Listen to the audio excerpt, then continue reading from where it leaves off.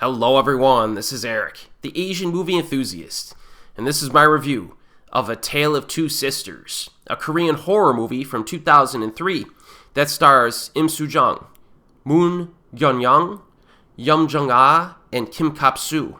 It was directed and written by Kim Ji-woon and is inspired by a Joseon-era folktale. And when I first saw this movie, around 20 years ago, it became my favorite film of all time. And as of 2025, it is still my favorite film of all time. So, let's start with the original DVD plot synopsis and then go from there. Something strange is happening when two sisters come home to their father's large but dark and somewhat foreboding house after a stay in the hospital. Their dad is cold and burdened, and their stepmother greets them with forced enthusiasm and more than a little sense of irritation. But that's nothing compared to what happens when bedtime rolls around, because ghosts lurk the premises. Now, one of the main reasons why I like this movie so much is that the storyline has to be one of the most tightly constructed in the history of cinema. I mean, there's something vitally important happening every other minute in this movie. Quite literally, Kim Ji-woon seems to have made a movie that practically taunts the viewer to dissect it on the most detailed of levels.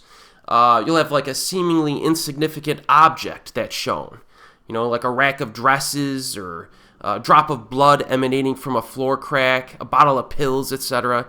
But when you inspect it, it turns out to be a lot more. A clue that helps you to kind of make sense of that particular scene or perhaps the movie in total. And it always kind of contributes kind of a reflection in your mind on the psychological concepts that are within the film.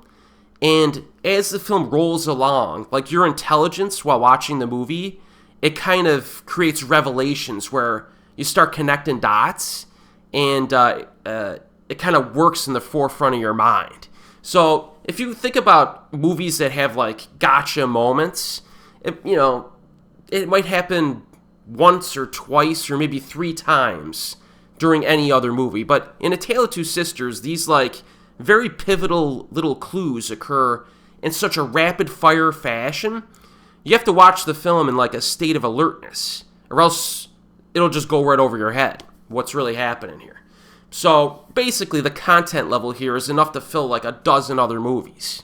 And that's one thing that makes the movie so special. But you do need to use your brain when you're watching this, and you'll probably have to rewatch the movie multiple times in order to get all of the details.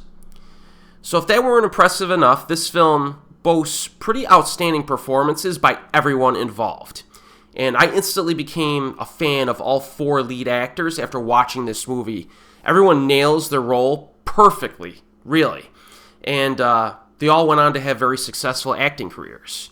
The music in this is top-notch from start to finish. A lot of moody instrumentals. And Korean films, there were a handful of Korean films back in the day that really used like moody instrumentals that were really impressive. And this is just one example here. I actually purchased the official score, and I still have it on CD. The aesthetics in the film are great. Lots of flower designs, both in terms of clothing and wallpaper in the house.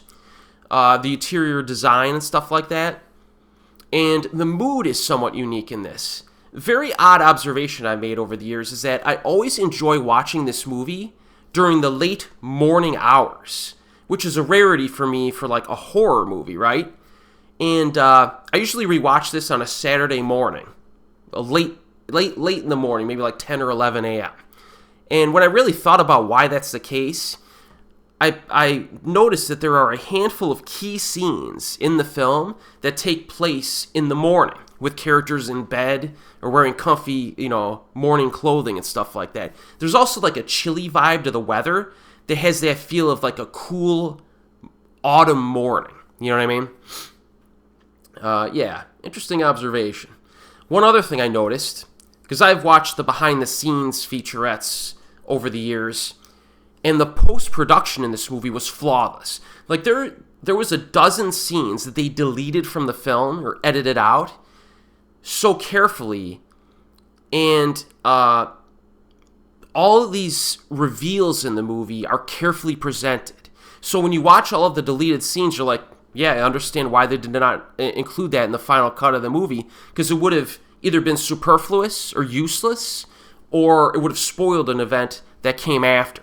So it's like post-production in this movie was basically perfect. So, I mean, I don't know.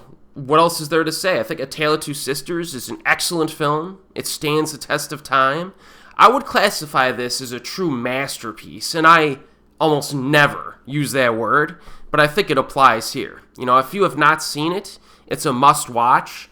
It's currently streaming on AMC+. It also got a tricked-out Region B Blu-ray release from Arrow Video. So, let me know what you think of this one, folks. And as always, I'll see you next time.